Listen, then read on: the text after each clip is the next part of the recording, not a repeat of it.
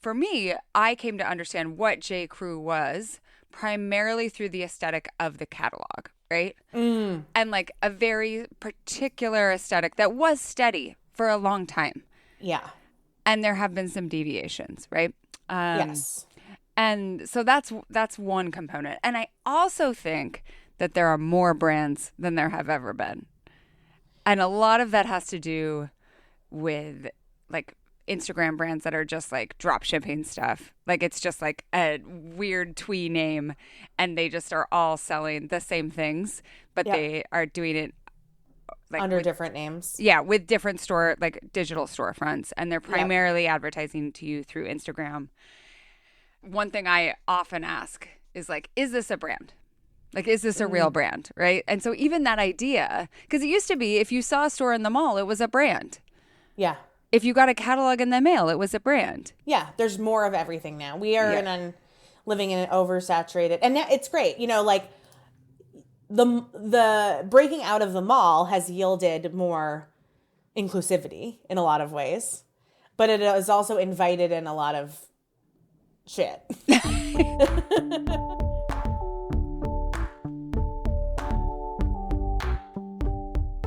This is the Culture Study Podcast, and I'm Anne Helen Peterson.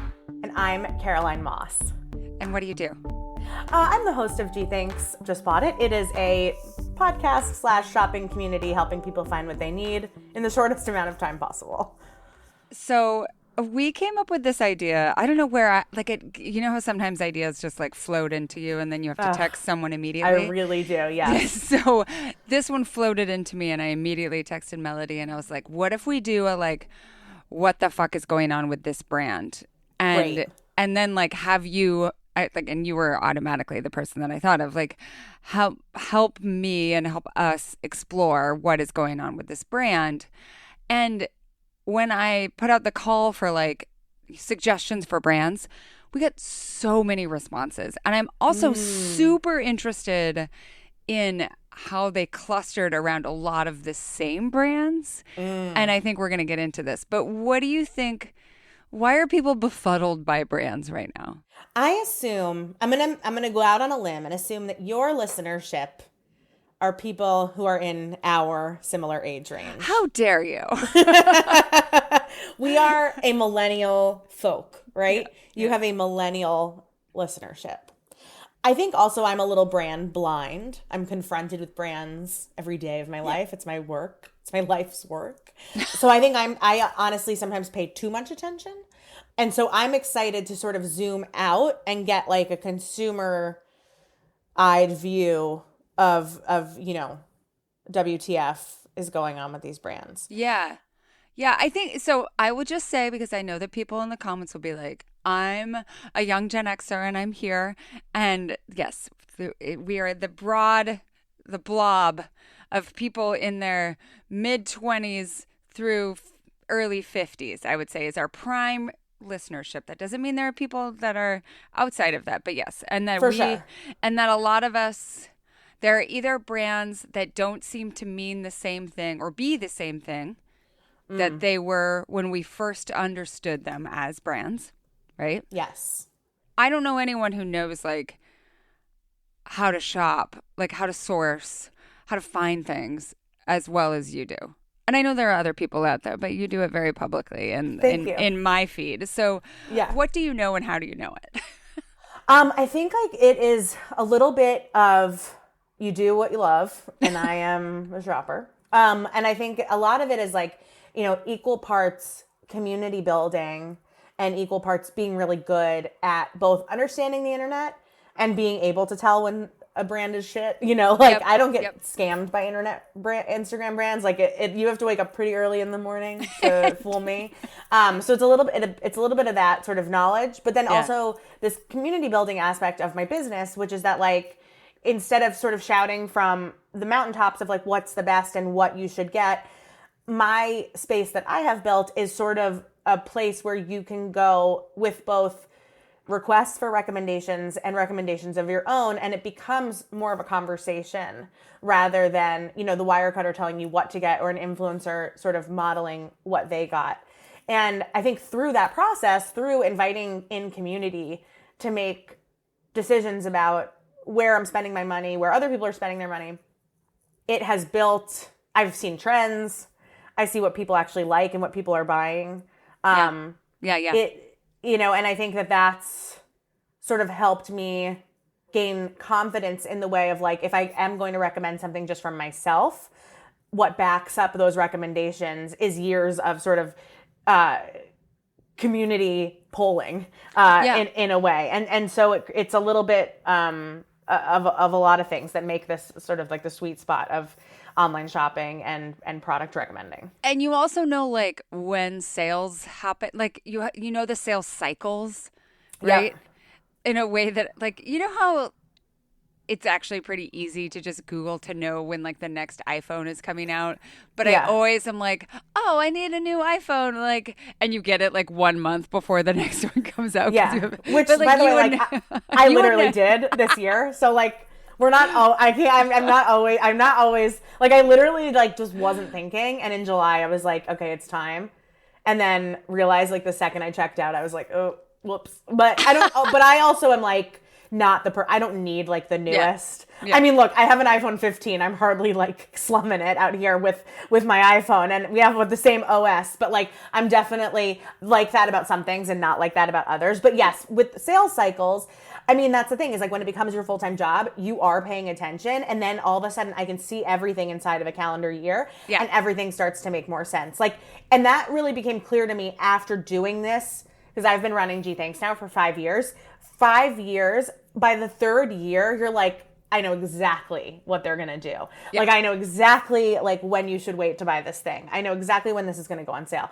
That's both like, watching. And do things get switched up? Yes. Do brands sometimes surprise you? Yes, of course. But generally, there are like holidays and spending days and slow times of the year and big times of the year and themes and genres of what people are buying when things go on sale and the best time to buy what. And it's just kind of, it's like memorization and paying attention. But it's not a surprise. For me personally, my ideal would be like a closet with like 20 items that I adore, that like I look at them and it sparks joy every single time. You can't even decide what to wear because you love them all so much. They fit me perfectly. Yeah. They fit like the season perfectly. Like everything goes together. And, we used to have that because people would make their clothes or have someone else make their clothes. Yep. And that would make it so that you actually did have clothes that like that you loved and that fit you, right? Yeah. Unless you had hand-me-downs, but that's another story. That's right. Personal story, and I knew this, but my dad reminded me of it more recently, my grandfather was a dressmaker in the garment district. That was his entire career, and he was really, really successful. And that's what he did. He like made clothing for like the well-to-do women of Manhattan. And my dad was like, "You're kind of in the same business." And I was like, kind of. You are. But like, I mean, whatever business exists around that 100 years later. But like, how funny is that? Yeah. It's like, but like, it was like when you were really rich, when you had the means, you literally went somewhere, got measured, and someone made your dresses, and you had multiple dresses, and those were your dresses. Yeah. And that was it. And then sometimes you went to like Gimbals or whatever. And now we are just,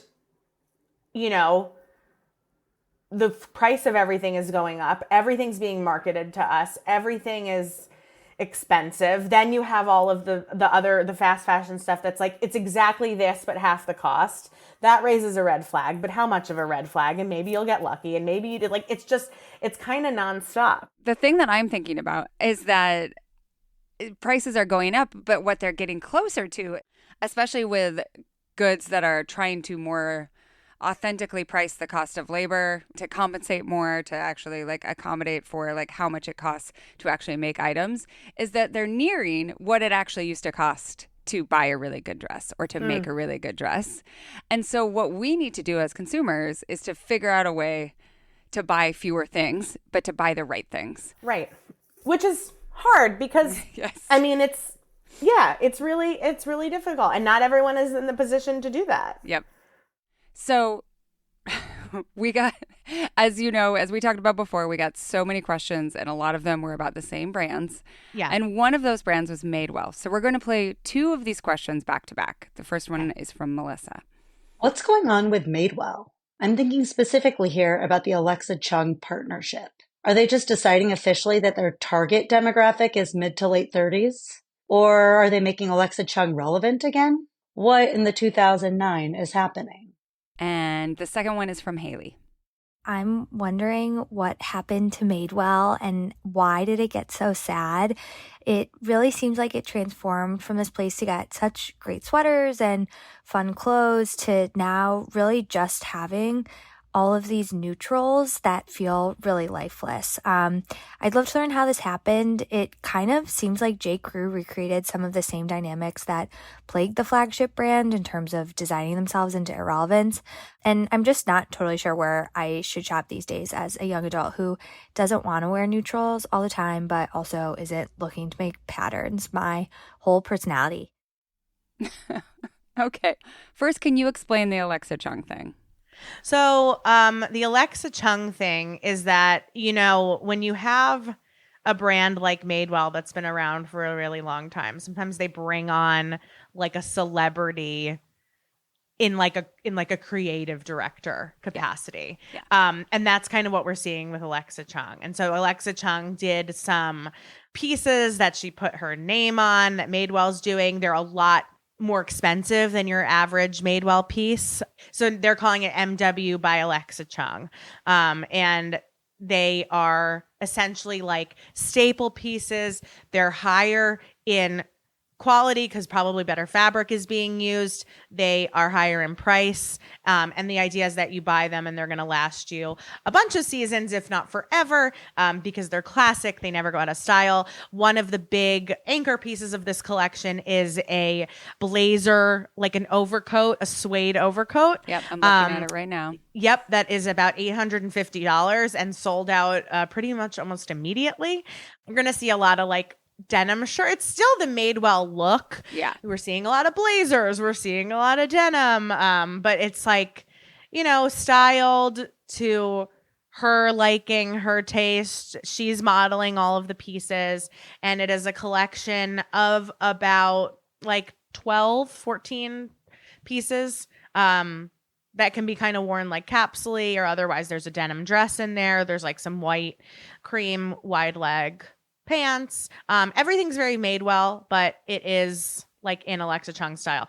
I think it's working. It seems to be selling very well. But it's so funny to me that this is like I don't think of 2009 when I think of Alexa Chung, and I'm wondering if you feel the same way. Yeah, I mean, to me, she's just one of those people that's like been around my entire adult life almost, Yeah. right? Like my fashion conscious, not like out of college life. It's just been like, there's Alexa Chung. I also think the pieces look very Madewell to me. Like, Yeah, for sure. they don't seem to, if anything, they seem to counter some of the comments from the second listener in terms of like everything is beige and boring. Like there is a vibrant Kelly green, maybe slightly darker than Kelly green. Yep. Blouse. Yep. Yep. Yeah, so I think like to me this looks very Madewell, but I also like my thing with Madewell. And you know what? I just looked it up and Yeah. I didn't know this. What? She did a collab with Madewell in 2010. Oh. And she did another one in 2011. So now she is back. And I actually think this is very important to this question. Okay, so yeah, tell me what are you thinking here? Madewell is trying to grow up with us. Yeah. And so if she was the it girl in 2010, that's about 15 years ago now. We're at the Q4 of 2024. Let's call it 15 years ago. So she's 40. She was 25 when she did the first collab. And now she's 40. And Madewell is basically saying, we were your favorite brand when you were 25, or your favorite brand when you're 40. And I think to some people that is going to be a little polarizing. I think that's a little like, okay, like she was so big then, what are we doing here now? But I actually think it's having a really nice effect on the brand. Yeah. Which is that like we are actually not, I mean, look, everything is done with intention, right? Like everything a brand is doing is like to communicate something to us. Yeah. And so what they are communicating to us is like stylish at 40, classic tailored pieces, investment. You were once 25, you have money now, you're 40. Like you're going to spend a little bit more, spend it with us. You were our favorite girl then, you're our favorite girl now, even though you're 15 years older. I mean, I think these are all of the things that this Alexa Chung partnership is saying. And I didn't even know she did one 15 years ago, but now that's the missing piece that I had. It's like I knew what they were doing, but now I'm like, okay, they are literally hearkening back to like she was the hot young it girl, and we did that 15 years ago, and now she's back because we still think she's cool. I even like I'm cool looking at any age. I'm looking at the cut of the Dream. They're called the Alexa Dream Jean, and they are also like trying to span this. Like they're throwbacks in terms like so many of the jeans right now are like re-embracing the wide leg and like even flare, but these are not too flare. They're the sort of jeans that someone who only bought Madewell skinny jeans, which was me for like 7 years, right? Totally. That I can look at this cut and I can be like, okay, I can like do I that. can do that. Yeah. Whereas the stuff that I see is like Jenkos. Yeah. No, for somebody who wore only jeans that were like branded like the cigarette. Yes. Like this feels comfortable for me. Yeah. That's who they are not going after Gen Z. You don't think so? Not at all anymore. I don't. I think if they get some Gen Z runoff, that's great. Yeah. But I think Madewell, an $850 suede coat. Yeah. From Madewell says, you have arrived. If this is your style, you're going to buy this once and we're going to see you in this for multiple seasons. Yeah. And we're not trying to sell you on a trend. Are they chasing like the Cezanne market? I mean, yes, they are, because everything that Madewell has been doing in the last year and a half is actually very Kite, Khaite, that brand. Which is similar to Cezanne, and you know that, and like there's some Faherty mixed in there. So how do we describe that aesthetic if people don't know these brands? Because one of the things that this podcast is trying to address is like that a lot of us don't know where we should be shopping and don't know what the brands are. So how would you describe it? How would I describe? Like I would describe Kite as like a little bit like edgy professional, like cool girl edgy professional. Yeah. And very expensive. And Cezanne is like fancy French sweater and trousers. Yeah, Cezanne is fancy French sweater. I mean, look, you can find everything at Cezanne and Kite in an H&M and in a Madewell. But it depends on quality and how long you want to wear these things for. Yeah. The other thing too about the Kites and the Cezannes and the Faherty is that they're not very size inclusive. So we have that to talk, there's that like too. they are snobby in terms of who they think should be wearing their brand. Definitely. But, they all follow the same trends that we see across.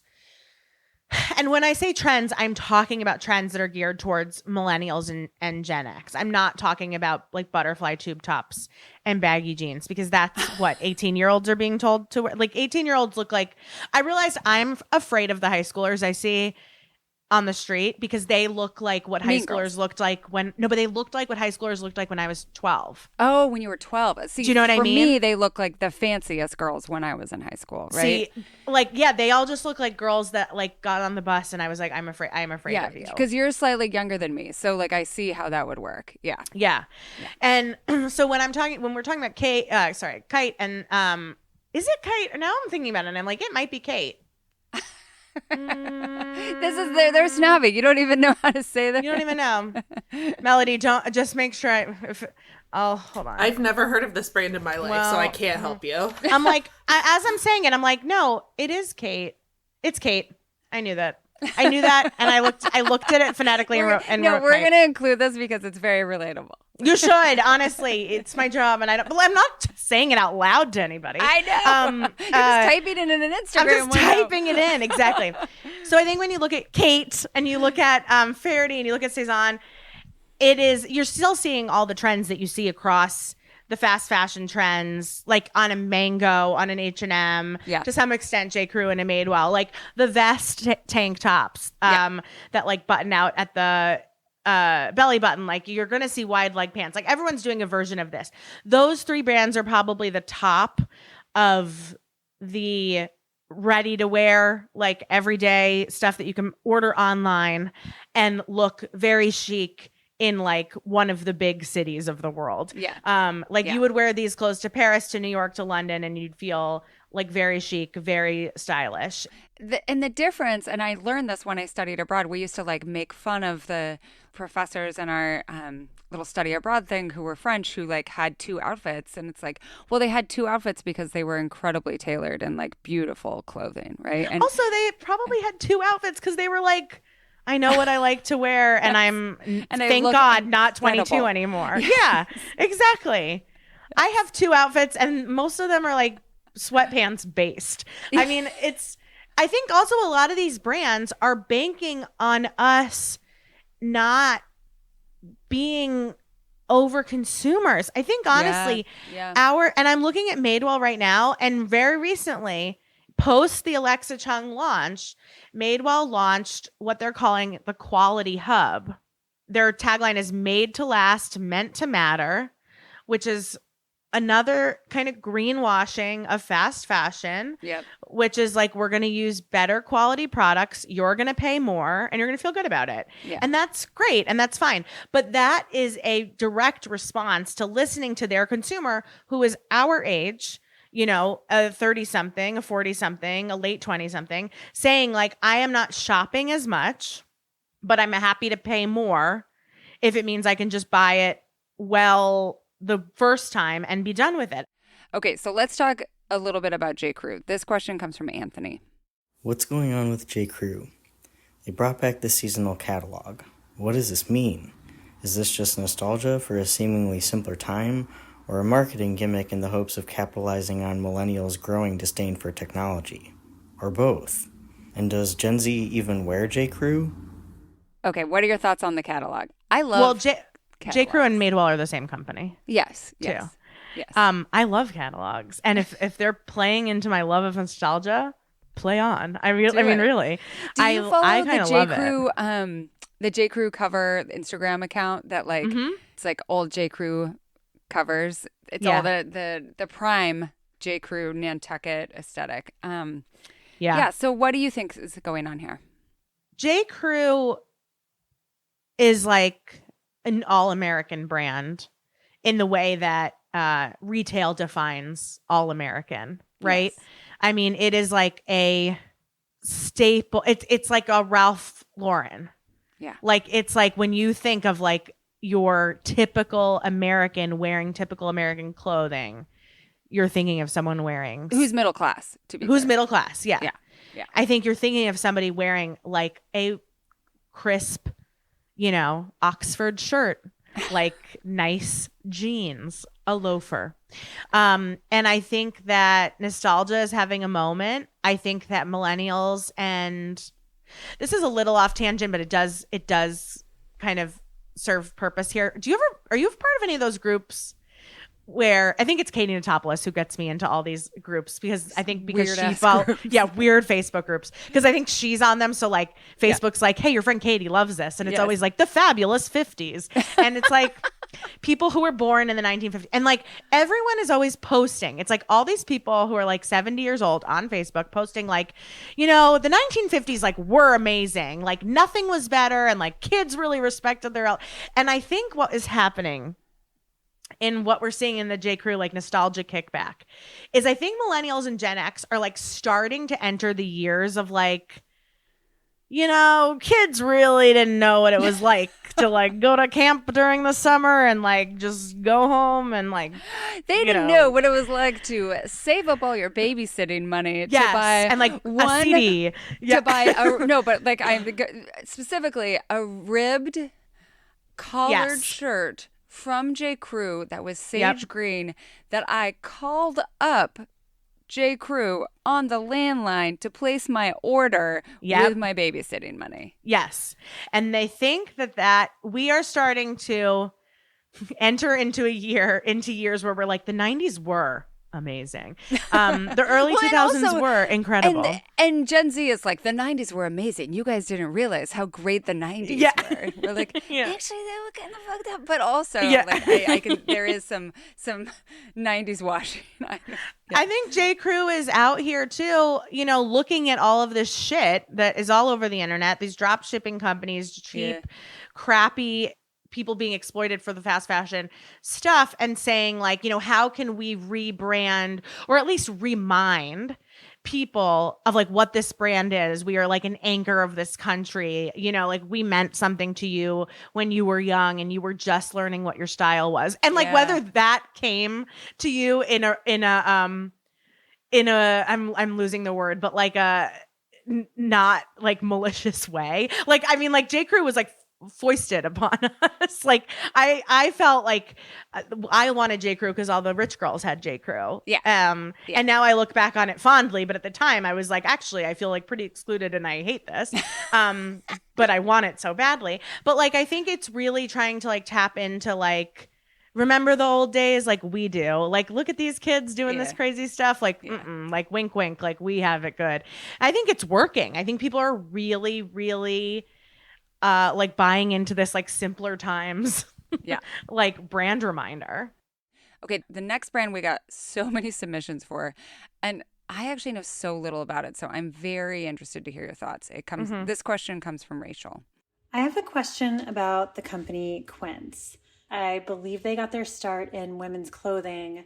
So I went to check back in on their website, and they are now not only offering women's clothing, they're offering children's clothing. They're offering home goods. I mean, rugs, bedding, plates, glasses, luggage. They have Christmas trees. It is bananas.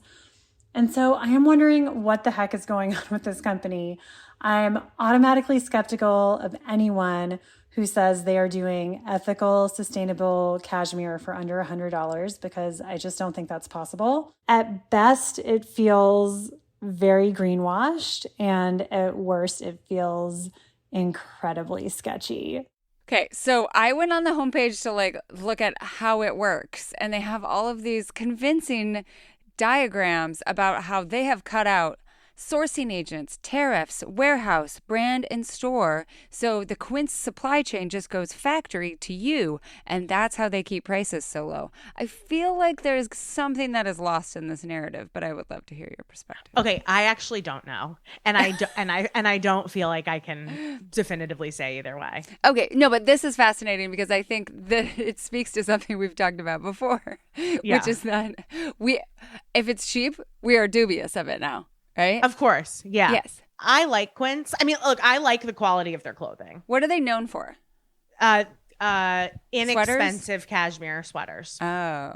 And what they do on their website is they'll show you like what the traditional retail of something like this. Yeah. J. Crew, for example, would charge $128. A Madewell would charge probably like $198 or like $108. And Quince, you get it for $50. Yeah. I don't think Quince is like a scam, but I do think that corporate greenwashing is probably a bigger issue than we know, and we probably won't know for a while. Yeah. Yeah. But I think, like, I guess is the question, are we sure this is like legit? I think it's like, as far as like these companies that say they do things, I think this is actually the most legit there is. Yeah. Why are they getting into home goods? Is it just like all the company? Because like Anthropologie does this now. Like they even have like a gardening line. Like yeah. I think when you have capital, manufacturing things is easy. Mm-hmm.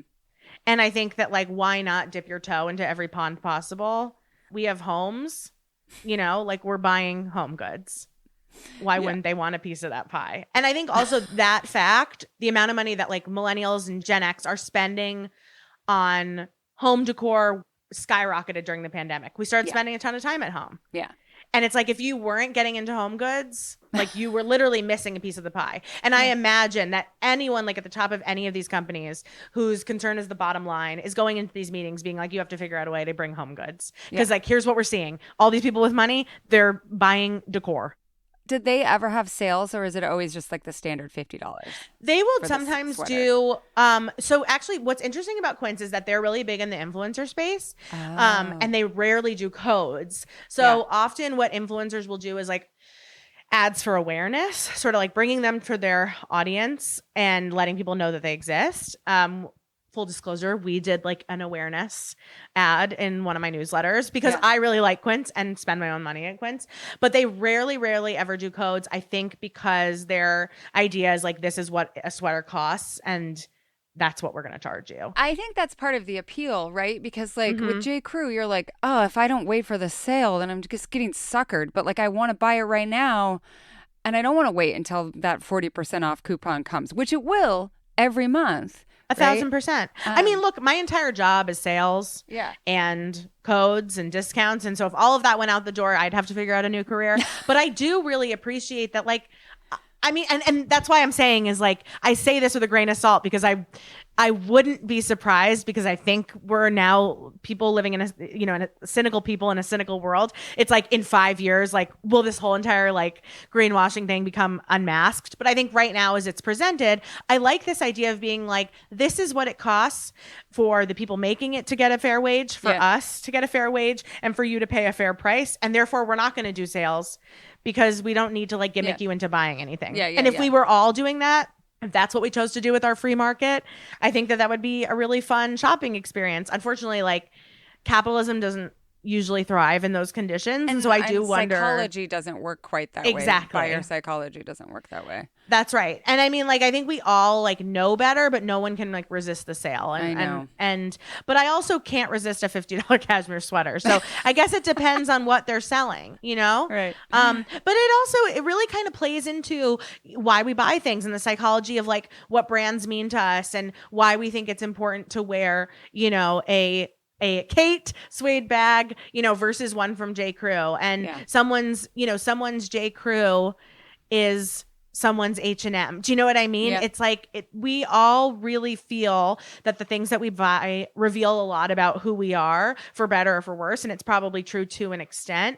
And even though we know better, we still find ourselves in that same cycle. It's very hard to break. Okay. So our next two questions aren't about a specific brand, but they're more about like a vibe that applies to a lot of brands. I love a vibe. First, let's hear from Anna. What's up with the clothing brands you see on Insta that ostensibly sell clothing, but when you get to their website, you get this eerie feeling of religion or something else in the background? For example, Albion Fit. And then Kate submitted this question. What's up with Christian-coded fast fashion? I'm 31 and remember it feeling like a scandal to my agnostic friend group when we realized the Forever 21 bags had Bible verses on them. I also get bad vibes from Altered State, which I think the Rush Talk girls wear. It doesn't seem like it's really particularly modest stuff, so what makes it Christian? Are there more Christian brands with varying levels of explicit marketing that I'm too old or unfashionable to know about? For the brands that sell themselves as more sustainable, but still vintage and feminine, like Christy Dawn, where's the line between tradwife and cottagecore? I think like we used to understand brands more because you went into the store. You knew what music was playing when you went into the store, right? Like I understood Abercrombie not only because of the catalog, but the feeling that I got when I walked into that store and was greeted by the people that they paid as model representatives, not as salespeople. And like the stink that would just stay with you after you left. And I think, you know, I've been talking to people about Altered State because it does figure really heavily in Rush Talk. A lot of the girls were wearing Altered State. And I asked like my Instagram followers, like, what is going on with this brand? And a lot of moms of teens and tweens told me that it is the store that you can go to and get like a dress to fit or a shirt to fit or pants to fit, like for... like if you need it right now, if you don't want to deal with online hassle, like it is an actual mall store with stuff that teens want. So that is part of its popularity. And I think that people, especially in the South, like that undertone of religiosity is everywhere to some extent. So it does not seem as dramatic as it does to people who are not in spaces where that is as ubiquitous as it is. I think that's fair. That actually softens my approach to this. Which is that I think it's so weird. But it's super weird. But that's because I'm not religious and I live in New York. Like, I mean, like, but like, I don't think it's weird that they're like, J. Crew, like, get on your rowboat. coming to Nantucket. This is my golden retriever, and we're driving in this Jeep. Like, it's all branding. Like, you know what I mean? Like, you're painting a picture of a thing that you feel resonates with you. If your faith is a large part of who you are and the world that you've created for yourself, it makes sense that a brand would come in and capitalize on that in order to get your dollar. I think that's like, that just like makes, I think we kind of think too deeply into it. Like, oh my God, what is going on with this brand? What's going on with this brand is that they're looking at the demographic of who's shopping at their store, and they're realizing, oh, it's like from very like, you know, Christian areas. Yeah. Or they're like, also maybe the founder, like the founder is Christian and wants to like be like, this is part of like how I manifest my Christianity. This is part of Christian culture, right? Like culture that is infused with Christianity, but is not necessarily like this is not like the Christian supply store that's selling Bibles, right? No. It's like Christian the same way that Creed is Christian. Like, and that when people are like, oh, it's not modest. I'm like, yeah, of course it's not modest. They want like the popular girls who go to Young Life to wear this stuff. I will say that Altered State does a few things really great. They're very size inclusive. Yeah. Also, this is also, they have on their site, like a Who We Are, they say that every Monday when you shop with Altered State on Mondays, 10% of net proceeds in all stores and online, which every Monday for 52 Mondays a year, 10% of your net proceeds is actually kind of a big chunk. Yeah. Remember, though, that's a corporation and that's a write-off for them. Yeah. Goes directly to nonprofits across the country. Each store chooses a nonprofit from their community based on a seasonal theme. But then I'm like, oh, great. But then they write such as education or children's health. I'm like, what season is children's health? I need to know. Associates are encouraged to get involved with their Mission Monday nonprofits through volunteering. Every employee is given 4 hours of paid volunteer time each month. Paid volunteer time is not a thing. Thank you for joining our movement to stand out for good. Okay. I appreciate what I think they're saying there. Yeah. That is word salad, and not a ton of it makes sense. That to me is a red flag. Uh-huh. For you're getting paid to volunteer, buddy, I have news for you. But, you know, I think like not mention, like if that's a thing that like makes you feel good about shopping there, like I think that's when as the consumer you want to like ask more questions. Yeah. Like a seasonal charity like Children's Health. Yeah. I have questions. But all of this stuff is written into a brand, no pun intended, Bible, right? Yeah. Of like how people shop and like how they feel good about shopping. How maybe some people's relationship to fast fashion changes when they hear about like the good, you know, that the fast fashion company is doing. And like, I think all of these are things you want to put into consideration. More than anything, though, these brands are replacing a Forever 21 vibe and not like a J. Crew vibe. I think these skew a lot younger. Yeah, for sure. Okay, what about Albion Fit? I don't know about Albion Fit. Oh my gosh. So it is you have to tell me. All over my Instagram. And and that we should talk about that because it's nowhere on mine. And I think it's because it is a very West Coast coded brand in a lot of way. Not West Coast, West coded brand. And they're from Salt Lake City. Okay. And there is an incredibly elaborate about us on the page. It was started in Salt Lake City. The founders, I'm mentioning this because it's very much part of their origin story, is that she is the child of a dad who is white from America and then a mom from Guatemala. And so a lot of they went and moved to Guatemala, her and her husband, and spent time there. So that like is part of the beach influence. Like it reminds me in some ways of Somersault in terms of like Somersault's desire. They told me this once because I was like going to profile them as like the Instagram swimsuit. Their desire is to be everything that you pack in your weekend bag for a beach vacation, that they wanted to be all of those things. Okay. So like the cover up, of course, and the swimsuit, but then also like what you wear in the plane to get there. So slightly fancy joggers, like that sort of aesthetic. That seems so stressful to have it all come from the same place. Can I tell you what I'm thinking when I look at their store? Yeah. Okay. Do you ever think like sometimes you see, I get stuck in this all the time.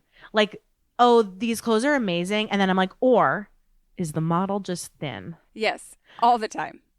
More than any other brand we talked about today, I am on this site being like, is this cute? Or am I looking at a very thin woman wearing clothes? And I think part of the way that they catch people is that these are like pretty unique swim designs. You see a lot more of them now, I think in part because Albion's popularity. And some of them are interestingly modest. And I think that's why people get like a Christian vibe.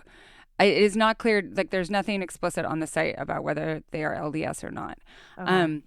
But there are a lot of things that have sleeves. There are things that have like the swimsuit that I have from them. It's the only thing I have from them, but it's a super high-waisted bottom. Yep. And then a top that essentially is like a sports bra. So it's like a one piece that is like slightly more comfortable, if anything. Or like a two-piece that it feels like a one-piece, but it's more comfortable. Yeah, and you can go to the bathroom more easily in it. Yeah. And even though one of the co-founders is half Guatemalan, like you look at the founding page and you look at almost all these models and like it's just like whiteness all the way down. And I think that is part of this vibe that people sometimes think of, like, is this Christian? Like, is this culty? Is this a real thing? Like, what's going on? And then also, like you said, the ideal femininity going on with like the thin bodies. Everyone has long hair, like that sort of thing. Yeah. Interesting. It's so funny that I've never heard of this brand. Right. So I started getting swimsuit ads for them. And then once you click once, in the larger well, now that I've universe. Googled it, I'm sure it's coming. It's just, it's really interesting. To me, this reads as really, I can't get a sense of like, what they are making. When you tell me you want to own every outfit for every part of my trip, what I hear is you're not really focused on anything. Yeah. No, I think swimsuits is their major thing, and then they've kind of branched out into these other things. And I bought a couple of those things to see what they were like. I think everything was on sale. Yeah. And everything felt like a windbreaker. That fabric. Mm-hmm. Like like it which is great because it doesn't wrinkle, which is part of like their deal, but it's very different than say something like I'm blanking on joggers, like very different from something like Viore, which is actually comfortable. And that's how like Viore's success is like, we make you feel amazing in your pants. Right. But this is different. But yeah, I think that's what's going on with the vaguely Christian part. Interesting. We have to get to this last question because it's Melody's favorite question, and I know it's also one that you want to talk about. So okay. This gives us both a brand and a philosophical question to unpack. It's from Dana. Carhartt, the brand. What is this weird political spectrum expansive brand? Beloved by queers and rural farmers alike, how are they what they are? I live in Pennsylvania near the largest indoor agricultural conference center in the country. Every January, there's an indoor ag show. And last year, everyone was wearing Carhartt.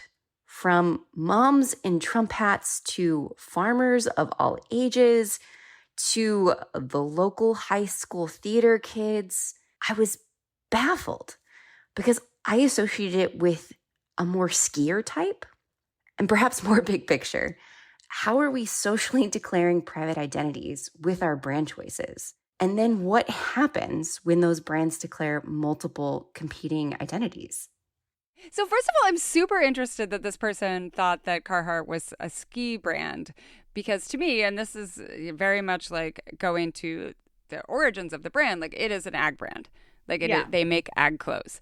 And the hot farm guys, when I was in high school and then in college, like had Carhartts, and like my ex-boyfriend would be like, you don't wash Carhartts. You put them in the stream and then you let them dry over a fire. That is the aesthetic. I wear Carhartt overalls to garden all the time. They're filthy. I love them. They are like incredibly, especially like any of the pants, which they are all like reinforced. So they're double-sided. They have like little things that make it so they don't wear out. Like they are made to actually last, and they work. I have a pair of Carhartts that I've had since I was 18. Like Nice. That's what they are. That's but then awesome. the hats in particular, and then also like the look of the Carhartt jacket in it, which is a very distinctive, like dark mustard color. I think that is part of a larger queer aesthetic that also intersects with like wearing flannel shirts. So if you're like very into wearing flannel, like the next step, if you're like, oh, you know what looks good with this Carhartt jacket, which I can't separate my personal taste of like what looks hot from like growing up in Idaho. Like it's impossible for me. Totally. Yeah. What do you feel like as an urban person? You know, it's funny. I'm so like unfamiliar. Like Carhartt to me is like tractor, farming. Yeah. Like outdoors, cutting wood, things I've never done, including go outside. And utilitarian. Yeah. Like clothes that serve a purpose, clothes that actually really get worn. Yeah. You know, versus clothes that you quote unquote wear, but are not getting worn. Right. And I also would guess I'm probably not in the right spaces, aka outside of my apartment, to see the queer co-op of Carhartt. You've seen the hats though in Brooklyn. Yeah. Like and stocking hats. Yeah. Yes. But then, you know, you have this divide of wearing and being worn. Yes. You know, Yes. and I think that that's really interesting. I wonder if it comes from, you know, Carhartt is like over 100 years old. Yeah. It's probably like one of our longest, most successful American brands, right? Yeah. I like the idea of it being co-opted by a group who probably didn't feel like it was made for. Yeah. Who probably didn't feel like it was made for them. Yep. But like as a city person, to me, if you're wearing Carhartt in a city, regardless of like how you identify, you are trying to say something because you are not farming. Yeah. In the way that these clothes were meant to be farmed in, but you've chosen to wear Carhartt. So you are making like a huge statement. Well, it's kind of like, I mean, and I used to do this, like this is a lot of like outdoor wear that is co-opted as fashion as part of identity, right? Like there is utility there. Like Chaco sandals are rafting sandals. They were developed because without Velcro, they stay on your feet in a way that like Tevas do not. Right? Yeah. And they have support. They have arch support so you can walk longer distances. So they're versatile and they last a really long time. Mm-hmm. But also, I would never wear them in New York. Like, I would feel embarrassed to wear them in New York. Like, they were so Western coded to me. But that was before Tevas like came back into fashion and like they came back into fashion and Birkenstocks too. Yes. And you know, the big thing for us growing up, for me, was North Face and Nalgene. Oh, 100%. Which hiking brands, Everest. You know, I was going to math. I was going to gym class and barely. But everyone had a Nalgene. Everyone wore a North Face. But like beyond like, you know, anything that you wear could be a fashion statement. I think it is the intersection that this person's noticing of the queer culture that is actually the most interesting part. Right. And I can't speak to that. Mm-hmm. But I also just really like the idea of like when something that belonged somewhere in a kind of silo for a really, really long time breaks out. Yep.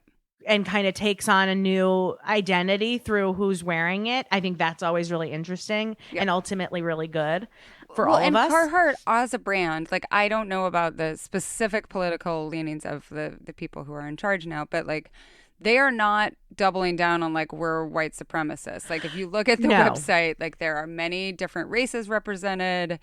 I would think it would be interesting if like they had, you know, the people modeling things, if they had like more butch women doing it. Because instead, like, there are very femme women who are modeling all of these clothes, which is not representative of, like, the people who wear these clothes. Yeah. And I do wonder if it's, like, not so much about the brand as, like, you know, who told you couldn't wear this brand? Yeah. It wasn't the brand, you know, who bullied you while they were wearing this brand kind of thing.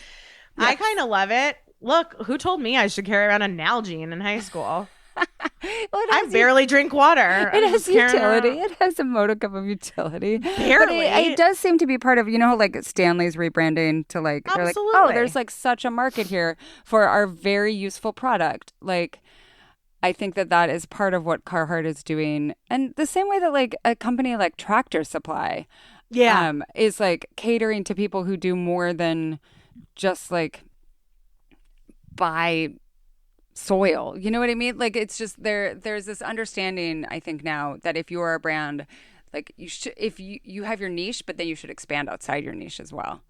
I wonder if the urban version of the Carhartt phenomenon is like Abercrombie coming back and being more size inclusive, and like me buying jeans from Abercrombie after like literally being driven to therapy. The other thing I'll say about Carhartt is it is pretty size inclusive. That's nice. Yeah, and in part because at least with like they're like, you can buy a lot of their stuff is effectively unisex, and you can also buy like different things are in larger sizes as well. I mean, size inclusivity is like the least any brand could do. So I always am happy when I hear that. Yeah.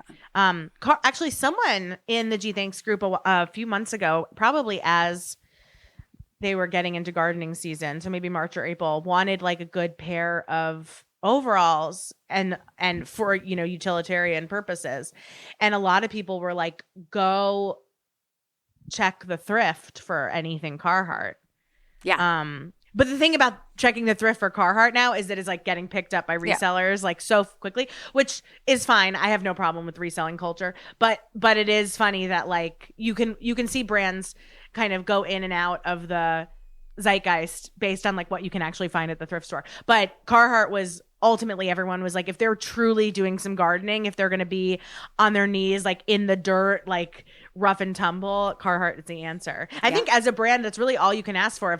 If you say you do one thing and you do it well, and you actually do it well, I mean, no wonder you've been around for 130 years. I will post a picture of my Carhartt, my filthy Carhartt overalls. Like, they still look filthy after you wash them. That's so cool. I love them. I'm really, now I feel like I want to like kind of get my algorithm moving into the Carhartt culture. I gotta fidget with my algorithm a little bit. I will tell you some brands to click on from Instagram. Please. I'm sure Albion Fit is going to be everywhere. I'm like, I've never heard of it, and I'm about to get like a text that's like, hey girl, you want 15% off? And I'll be like, oh, sure, maybe. Melody, did we cover everything? Yeah, I just wanted to say my like primary association with Carhartt is that those overalls are what you wear to Chiefs tailgates. Oh, yeah. Well, that's the other thing. They're incredible. So you can also get them insulated because, again, they have utility. So they can be so good and warm for. That's like, so fun. Yeah. Melody, have you heard of Albion Fit? Not until this question. Oh my God. Not until you get that 15% off coupon.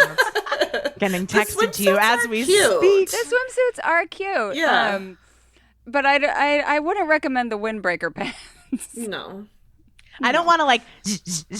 I don't want people to hear me coming. That's the aesthetic.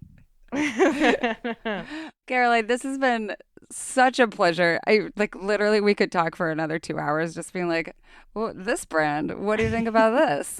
Like we could do another 45 on Abercrombie's. We really brand. could. Where can people find you on the internet if they want to hear more from you? Find me on gthanks.substack.com. That will kind of give you the big overview of where I am. If you want to go straight to Instagram, it's gthanks just bought it pod. The longest Instagram name in existence. I didn't think about that. But it's gthanks just bought it pod. Amazing. Thanks so much. This has been a pleasure. Thank you for having me. It was so fun. Okay. For today's Ask Ann Anything, we are going to pivot from shopping stuff to not shopping for stuff. So if you're not a paid subscriber and you're feeling anxious about the impending pile of stuff that you and your family are about to receive for the holidays, head on over to culturestudypod.substack.com to hear our takes on combating holiday stuff. Thanks for listening to the Culture Study Podcast. Be sure to subscribe wherever you get your podcasts because we have so many great episodes in the works, and I promise that you do not want to miss any of them. Right now, we're gearing up to record episodes on kids' toys, anything and everything about kids' toys, like why are kids' toys the way that they are, like what's a good kid's toy, like you can take this any direction you want. Also, what's going on with skiing right now, and like whether or not it's actually accessible or affordable, and what's going on with ski towns. And then we're doing another episode that is on the rise of therapy speak. And we're also thinking about therapy speak on how it travels on social media, all of that sort of thing. So if you have questions about therapy speak, we have the perfect people to co-host for this one. Send us your questions. But also, if you want to suggest a topic, we are very much in the market for new topics right now. So please submit those as well. Or if you just want to ask a question about the culture that surrounds you, or also submit a question for our subscriber-only advice time segment, go to our Google form. It's at tinyurl.com/culturestudypod, or check the show notes for a link. If you want to support the show and get bonus content, head to culturestudypod.substack.com. It's just $5 a month or $50 a year. You also get a special deal if you are already a Culture Study newsletter subscriber. Look for the link in the show notes. And if you subscribe, you'll get ad-free episodes, an exclusive advice time segment, weekly discussion threads for each episode, and a link to a special Google form so that your questions go to the front of the line. The Culture Study Podcast is produced by me, Anne Helen Peterson, and Melody Rowell. Our music is by Poddington Bear. You can find me on Instagram at Anne Helen Peterson, Melody at Melodious47, and the show at Culture Study Pod.